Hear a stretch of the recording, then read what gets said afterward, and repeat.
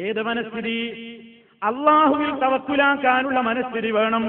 അവർക്കേ അങ്ങനെ പിടിച്ചു നിൽക്കാൻ കഴിയൂ. അതാണ് തുടർന്നുകൊണ്ട് അള്ളാഹു പറയുന്നത്, വമൻ യതവക്കൽ അലല്ലാഹ്, ആര് അള്ളാഹുവിന്റെ മേൽ തവക്കുലാക്കിയോ ഫഹുവ ഹസ്ബുഹു. എത്ര വലിയ ഓഫറാണ്! വമൻ യതവക്കൽ അലല്ലാഹ്, ആര് അള്ളാന്റെ മേൽ തവക്കുലാക്കിയോ ഫഹുവ ഹസ്ബുഹു, അവന് അല്ലാഹ് മതി, അവൻ അത് മദീന പറഞ്ഞു. അള്ളാഹുവിൽ തവക്കുലാക്കുന്നവൻ അത് മതി. പക്ഷെ ആ ഒരു തവക്കുലാക്കിയിട്ട് ആ കാര്യത്തിൽ ഒരു തീരുമാനം ഒരു ദൃഢമായ ബോധമുണ്ടല്ലോ, അത് ഈമാനികമായ വല്ലാത്തൊരു ഫളിലാണ്. ദാലിക ഫളുല്ലാഹ് യുഅ്തീഹി മൻ യശാ. അത് അല്ലാഹ് കൊടുക്കുന്നൊരു വലിയ ഫളിലാണ്. അത് അവൻ ഉദ്ദേശിക്കുന്നവർക്കേ കൊടുക്കൂ. പ്രതിസന്ധി ഘട്ടത്തിൽ തളരാതെ, തവക്കുൽ ബോധത്തിൽ ഹറാമ് ചെയ്യാതെ ഹലാൽ ചെയ്തുകൊണ്ട് മാത്രം സൂക്ഷ്മതയിൽ തന്റെ മനസ്സിനെ അരക്കിട്ടുറപ്പിച്ച് പ്രതിസന്ധികൾക്കിടയിലും പിടിച്ചു നിൽക്കാൻ ഈമാനുള്ള ആളുകൾക്കേ കഴിയൂ. അതുകൊണ്ട് അല്ലാഹു പറയുന്നു, ഈമാൻ ഉണ്ടെങ്കിൽ വഅലല്ലാഹി ഫൽയതവക്കലിൽ മുഅ്മിനൂൻ, വിശ്വാസികൾ എന്ത് ചെയ്യട്ടെ? അല്ലാഹുവിൽ തവക്കുലാക്കട്ടെ. അപ്പൊ അള്ളാഹുവിൽ എന്തും തവക്കുലാക്കാനുള്ള ഒരു മനക്കരുത്താണ് മനുഷ്യൻ നേടിയെടുക്കേണ്ടത്. ഒരു കാര്യം ആലോചിച്ചു പല രൂപത്തിലും മനസ്സിൽ പല ചിന്തകളും, തീരുമാനം എടുത്തു കഴിഞ്ഞാൽ, തീരുമാനം അള്ളാഹുവിന്റെ നിയമങ്ങൾക്ക് അനുയോജ്യമായ നിലക്കുള്ള തീരുമാനത്തിൽ എത്തിക്കഴിഞ്ഞാൽ പിന്നെ മനസ്സിൽ പല ചിന്തകളും വരുമ്പോഴൊന്നും പതറിപ്പോകാൻ പാടില്ല. ഫഇദാ അസംത, നീ ഒരു തീരുമാനമെടുത്തു കഴിഞ്ഞാൽ ഫതവക്കൽ അലല്ലാഹ്, നീ അള്ളാഹുവിന്റെ മേൽ തവക്കുൽ ചെയ്യണേ. കാരണം ഇന്നല്ലാഹ യുഹിബ്ബുൽ മുതവക്കിലീൻ, അള്ളാഹുവിൽ തവക്കുലാക്കുന്നവരെ അള്ളാഹുവിന് വലിയ ഇഷ്ടമാണ്. അള്ളാഹുവിൽ തവക്കുലാക്കിയിട്ട് ഒരാൾ നിന്നു എന്നതുകൊണ്ട് അള്ളാഹ് ഒരാളെ കൈവടിഞ്ഞ ചരിത്രമില്ല. അള്ളാഹുവിൽ ഒരാൾ തവക്കുലാക്കി, നിനക്ക് ഇത്ര വലിയ ഒരു ചാൻസ് കിട്ടിയിട്ട് ജീവല്ലേ തവക്കുലാക്കി ഇരുന്നതല്ലേ നടക്കൂ എന്നല്ല പറയൂല. നിന്നെ സ്നേഹിക്കും. നാഥൻ സ്നേഹിച്ചു കഴിഞ്ഞാൽ അതുപോലെ ഇന്നല്ലാഹ, നിശ്ചയം അല്ലാഹു യുഹിബ്ബുൽ മുതവക്കിലീൻ, തവക്കുലാക്കുന്നവരെ അല്ലാഹു ഏറെ ഇഷ്ടപ്പെടുന്നു എന്നാണ് പരിശുദ്ധ ഖുർആൻ തന്നെ പറയുന്നത്.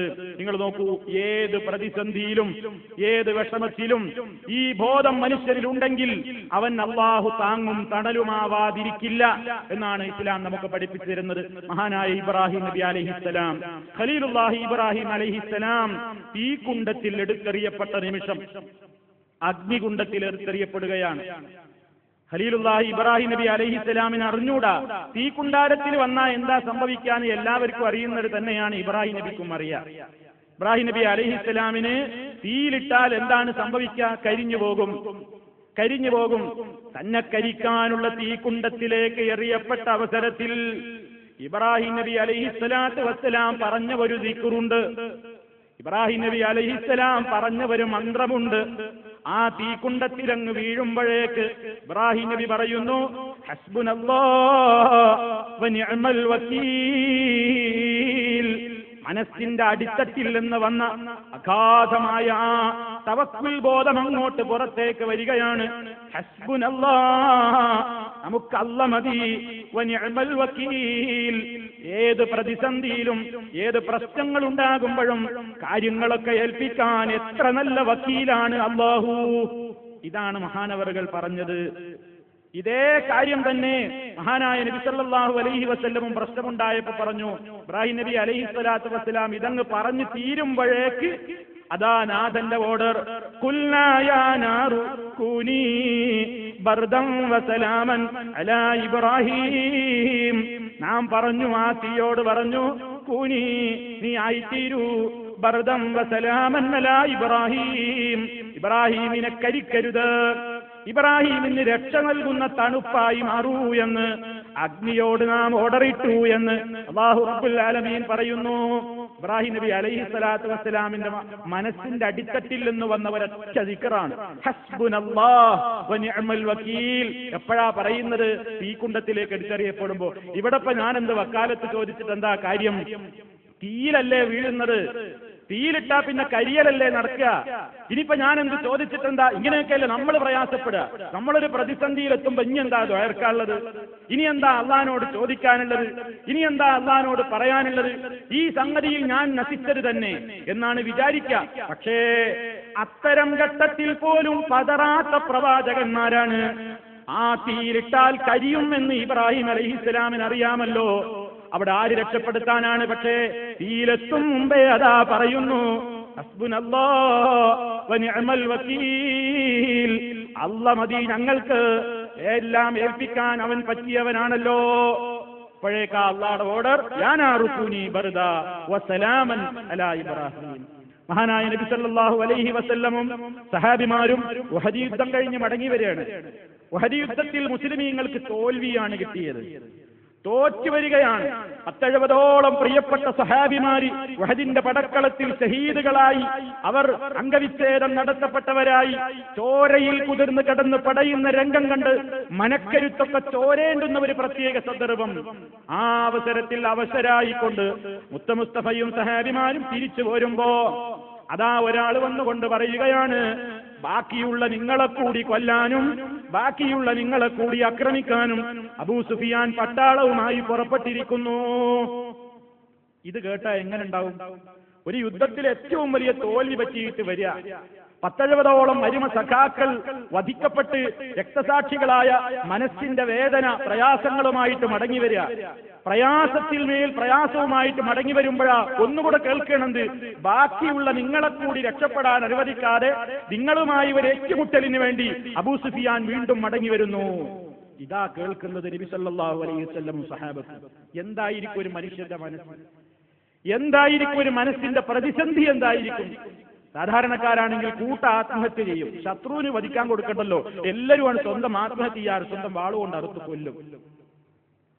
ആ ഒരു പ്രതിസന്ധി വന്നപ്പോ വിശുദ്ധ ഖുർആൻ പറയാണ്, ആ പിരിഞ്ഞു പോകുന്ന വിശ്വാസികളോട് ഒരാൾ വന്നിട്ട് പറയാണ്, ഇന്നന്നാസ ഖദ് ജമഊ ലക്കും ഫഖ്ശൗഹും, അതാ ആളുകൾ നിങ്ങളെ തേടി വരികയാണ്, നിങ്ങളെ കൂടി കൊല്ലാൻ വരികയാണ്, നിങ്ങളവരെ ഭയപ്പെട്ടോളൂ, പേടിച്ചു ഓടിക്കോളൂ, മാറിപ്പോയിക്കോളൂ എന്നിങ്ങനെ അവരോട് വന്ന് പറയുമ്പോ ഫസാദഹും ഈമാനാ, അത് റസൂലുള്ളാഹിക്കും വിശ്വാസികൾക്കും ഈമാനാണ് വർദ്ധിപ്പിച്ചു കൊടുത്തത്. ഈമാൻ കൂടി. അത് കേട്ടപ്പോ അവർക്ക് വിശ്വാസം കൂടി. ഫഖാലൂ, നബിയും സഹാബത്തും ഒന്നടങ്കം അവിടെ വെച്ച് പറയുകയാണ്, ഹസ്ബുനല്ലാഹ് വ നിഅമൽ വകീൽ, ഞങ്ങൾക്ക് അല്ലാഹ് മതി, അല്ലാഹുണ്ട് ഞങ്ങൾക്ക്. ഏത് ശത്രുവും ഏത് സംവിധാനങ്ങളുമായിട്ട് വന്നോട്ടെ, ഞങ്ങൾക്ക് അല്ലാഹുണ്ട്, എല്ലാം ഏൽപ്പിക്കാൻ അവൻ തന്നെ പറ്റിയവനാണല്ലോ. ആ ബോധത്തിൽ ഉറച്ചു നിന്നു. വിശുദ്ധ ഖുർആൻ എന്താ പറഞ്ഞത്? ആ ഒരൊറ്റ മനസ്സിന്റെ അടിത്തട്ടിൽ നിന്നുള്ള ഈമാനികമായ പ്രഖ്യാപനം നബിയും സഹാബത്തും മുഴക്കിയപ്പോ ശത്രു പിന്നെ എന്താ ചെയ്തത്? ഫൻഖലബൂ ബിനിഅമത്തിൻ മിനല്ലാഹ്, അല്ലാഹുവിങ്കൽ നിന്നുള്ള വലിയ നിഅമത്തുമായിട്ടാണ് സത്യവിശ്വാസികൾ മടങ്ങിപ്പോയത്. ശത്രുവിന് വരാൻ കഴിഞ്ഞില്ല, ശത്രുവിന് തൊടാൻ കഴിഞ്ഞില്ല, ശത്രുവിന് ഇവരുമായി ഏറ്റുമുട്ടാൻ കഴിഞ്ഞില്ല. വിശ്വാസവും സമാധാനവും അനുഗ്രഹങ്ങളുമായി കൊണ്ട് വിശ്വാസികൾ മടങ്ങിപ്പോയി എന്ന് വിശുദ്ധ ഖുർആൻ ഈ സംഭവം പറഞ്ഞ അടുത്തായത്തിൽ വിശദീകരിക്കുന്നു. നോക്കൂ നിങ്ങൾ, പ്രതിസന്ധി ഘട്ടത്തിൽ തവക്കുലാക്കാനുള്ളൊരു മനക്കരുത്ത് അതാ വേണ്ടത്. കുറച്ച് കഴിഞ്ഞിട്ടല്ല, പ്രതിസന്ധി വരുമ്പോ പതറാതെ അള്ളണ്ട്. ഒരു ശത്രുവിനെ കണ്ടാൽ, ഒരു ശത്രുവുമായി അഭിമുഖീകരിക്കേണ്ടി വരുമ്പോ ഉടനെ പറയേണ്ട ഒരു പ്രാർത്ഥനയാണിത്, ഹസ്ബി അല്ലാഹ്, ഹസ്ബുനല്ലാഹ്, അല്ലാഹ് മതി എനിക്ക് അല്ലാഹ് മതി, ഹസ്ബി അല്ലാഹ് ലാ ഇലാഹ ഇല്ലാഹു അലൈഹി തവക്കൽതു വഹുവ റബ്ബുൽ അർശിൽ അദീം, എനിക്ക് അല്ലാഹ് മതി, ഞാൻ അവരിലെല്ലാം ഏൽപ്പിച്ചിരിക്കുന്നു. ഏറ്റവും വലിയ അധികാരമുള്ള അർശിന്റെ ഉടമയായ നാഥന്റെ മേൽ ഞാനെല്ലാം ഏൽപ്പിച്ചിരിക്കുന്നു എന്ന് പറയാനുള്ള ഒരു മനക്കരുത്ത്, അതാണ് വിശ്വാസിക്ക് വേണ്ടത്. പ്രതിസന്ധിയും പ്രയാസങ്ങളും ഒക്കെ താനെ അങ്ങ് നീങ്ങിക്കൊള്ളും. തവക്കുലാക്കാനുള്ള ബോധം. പക്ഷെ എന്താണ് ഈ തവക്കുൽ? എന്താണ് ഈ തവക്കുലാക്കുക എന്ന് പറഞ്ഞാൽ, വരുന്നതെന്തും വരട്ടെ, അതൊക്കെ വിധിച്ചതേ നടക്കൂ എന്ന് വിചാരിച്ച് വെറുതെ ഇരിക്കലല്ല, താൻ ചെയ്യേണ്ടതൊക്കെ ചെയ്യണം. ഒരാള് ശത്രുവുമായി ഏറ്റുമുട്ടാൻ പോകുമ്പോഴാവട്ടെ, പ്രതിസന്ധിയിൽ തളരുമ്പോഴാവട്ടെ, ഏത് ഘട്ടത്തിലാവട്ടെ, താൻ ചെയ്യേണ്ട ഒരുക്കങ്ങളൊക്കെ ഒരാൾ ചെയ്ത് ബാക്കി കാര്യങ്ങൾക്കാണ് തവക്കുൽ. നബി സല്ലല്ലാഹു അലൈഹി വസല്ലമിനോട് ഒരാൾ വന്നിട്ട് പറഞ്ഞു, നബിയെ, എന്റെ ഒരു ഒട്ടകണ്ട്, ഞാനതിനെ പുറത്തേക്ക് മേയാൻ വിട്ട് തവക്കുലാക്കണോ കെട്ടിയിട്ട് തവക്കുലാക്കണോ? നബി സല്ലല്ലാഹു അലൈഹി വസല്ലം പറഞ്ഞു, അഅ്തിൽഹാ, കെട്ടിയിട്, സുമ്മ തവക്കൽ അലല്ലാഹ്, പിന്നെ അല്ലാഹുവിൽ തവക്കുലാക്കുക. ഒട്ടകത്തെ കെട്ടിയിട്ടിട്ടാ തവക്കുലാക്കേണ്ടത്. അപ്പൊ മനുഷ്യനൊരു ഭാഗത്ത് ചെയ്യാൻ കഴിയാവുന്ന സംഗതിയാണ് ഒരു കുറ്റിയിൽ ഒട്ടകത്തിന്റെ കയറ് ഭദ്രമായി കെട്ടിയിടുക. പിന്നെ അത് പോയില്ലേ തവക്കുലാക്കുക അള്ളാന്റെ അടുക്കൽ കിടക്കുന്ന കാര്യമാണ്. കെട്ടിയിടുക എന്ന കാര്യം പോലും ചെയ്യാതെ ഒട്ടകത്തെ വെറുതെ വിട്ട് അതൊക്കെ ഒട്ടകത്തെ അള്ള നോക്കിക്കോളും എന്ന് പറഞ്ഞ് തവക്കുൽ അതില്ല. സല്ലല്ലാഹു അലൈഹി വസല്ലമിന്റെ കാലത്ത് അതാ യമൻകാരായ ചില ആളുകൾ ഹജ്ജിന് പോകുമ്പോ ഭക്ഷണമൊന്നും കൂടെ കരുതൂല.